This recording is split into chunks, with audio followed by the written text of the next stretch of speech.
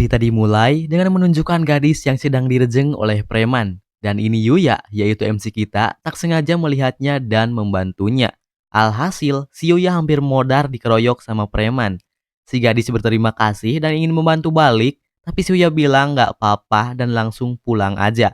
Di perjalanan pulang, dia keinget dengan perkataan almarhum kakeknya untuk bersikaplah baik ke orang-orang yang membutuhkan. Kasiannya lagi nih, si Yuya suka dibully karena penampilannya yang sangat gendut, dan parahnya lagi, orang tuanya juga jahat sama si Yuya dan selalu ngebandingin sama adiknya yang ganteng rupawan.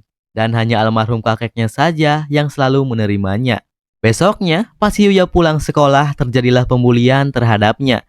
Yang ternyata itu adalah perbuatan adik-adiknya yang masih SMP. Akibat hal itu, dia terlambat masuk kerja dan dia dipecat. Karena stres di dunianya tidak adil, dia melampiaskan kekesalannya pada kaca. Dan saat mau memukul tembok, dia tak sengaja nemu ruangan rahasia yang ternyata gudang barang-barang unik milik kakeknya. Karena penasaran, si Yuya pun ngebuka pintu yang mencurigakan. Pas dibuka, tiba-tiba aja ada papan status yang muncul di depannya. Dia diberitahu bahwa tempat ini adalah dunia lain, alias isekai. Si Yuya nanyain statusnya ke sistem, mau di dunia lain pun si Yuya tetap aja lemah. Yuya pun ngebuka jendela dan dia beneran berada di isekai.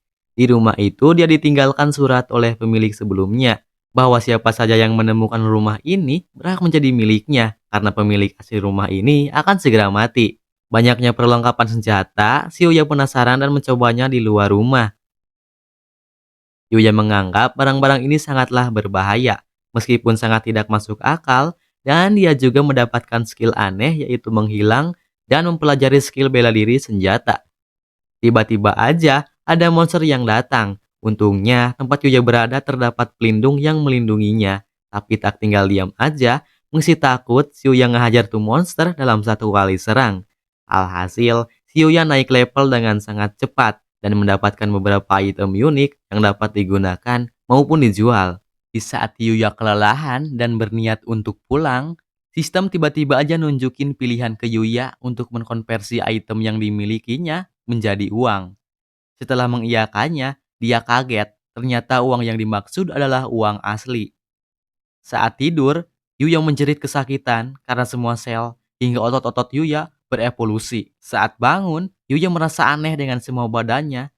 Yuya pun pergi untuk melihat wajahnya, tapi kacanya kan rusak tadi malam. Yuya pun menghiraukannya dan bilang ogah ngelihat wajahnya. Yuya kembali lagi ke isekainya dan tak hanya gelut aja, di sana dia juga bisa bercocok tanam. Seiring berjalannya waktu, Yuya semakin terbiasa mengalahkan para monster. Alhasil, level si Yuya pun terus meningkat drastis. Besoknya, pas ke sekolah, hampir semua siswa melihat Yuya sebagai murid pindahan yang tampangnya ganteng abis. Dia bilang bahwa dia sebenarnya si Yuya. Ya semua orang kaget dong, masa belum genap sebulan aja udah langsing begitu. Karena Yuya kebingungan, dia pergi ke WC dan melihat tampangnya. Ya doi juga kaget dong. Nah, si doi pun langsung dibawa tuh ke belakang sekolah sama preman dan adik-adiknya. Dia juga bilang, mau apapun yang kakak lakukan, tak mungkin bisa mengalahkan mereka dan terus menghina si Yuya. Nah, tak lama datanglah tuh si cewek elit bernama Kaori yang ternyata adalah gadis yang diselamatin si Yuya waktu doi gendut. Kedatangan Hiyori ke sekolah Yuya ternyata ingin membalas kebaikannya dengan memindahkan Yuya ke sekolah yang elit. Yuya sempat menolak tawarannya karena dia bukanlah murid yang sangat pintar. Tiba-tiba aja tuh bocah malah nyosor dan bilang lebih pintar dan lebih baik dari Yuya. Alhasil, mereka ditolak mentah-mentah oleh Kaori karena dia sudah tahu kebusukan mereka terhadap kakaknya di sekolah. Singkat aja, Yuya dibawa ke akademi elit dan bicara langsung dengan ayah Kaori selaku ketua dewan di akademi elit. Sang ayah berterima kasih setelah menyelamatkan putrinya dan ingin Yuya disekolahkan secara gratis di akademi elit ini. Dia sempat menolak, tapi Yuya menerimanya karena dia terus diceramahi oleh Pak Dewan. Yuya pun dibawa ke kelas barunya dengan Sensei Sawada. Yuya gugup tak pede karena takut kejadian kayak masa lalu terulang lagi. Tapi pas masuk dan kenalin diri, murid-murid malah terkesima karena wajahnya yang glowing. Pokoknya di sekolah barunya Yuya sangat beda jauh dibanding suasana di sekolahnya yang dulu. Di sini, Yuya diterima dengan baik dan tidak ada yang rasis dengannya lagi. Yuya juga dapat teman baru bernama Rio yang mengajaknya ke kantin. Ya, namanya juga elit. Yuya juga kaget dengan hidangan kantin yang super elit. Yuya banyak ketemu temen, yang ini namanya Singgo.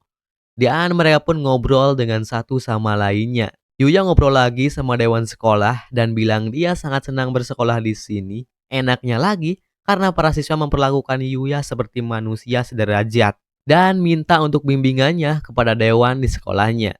Pas keluar, si Yuya malah ketemu sama Kaori dan mengajaknya buat main bareng.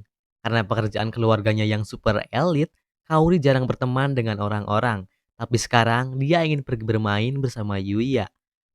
Yuya salting dan ngajak Kaori buat makan.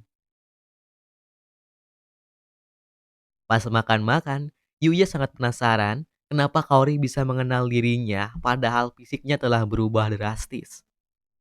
Dia bilang, kenal Yuya karena matanya yang jujur dan baik hati tidaklah berubah. Karena terbawa suasana, mereka saling tukar makanan dan yap, mereka berdua gak peka sama sekali dan membuat keduanya salting bareng. Setelah kejadian itu, Yuya kembali ke Isekai untuk berburu monster. Di saat masuk ke hutan, dia mendengar suara jeritan seseorang dan ternyata ada goblin yang sedang membantai prajurit dan seorang gadis. Tak lama, dia langsung menghajar goblinnya.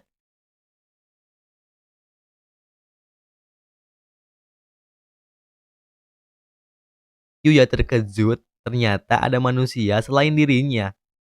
Di saat Yuya ingin menolong sang gadis, dia dikejutkan dengan prajurit yang sedang mencari gadis tersebut. Yuya terpaksa menghilang dengan kekuatan skillnya.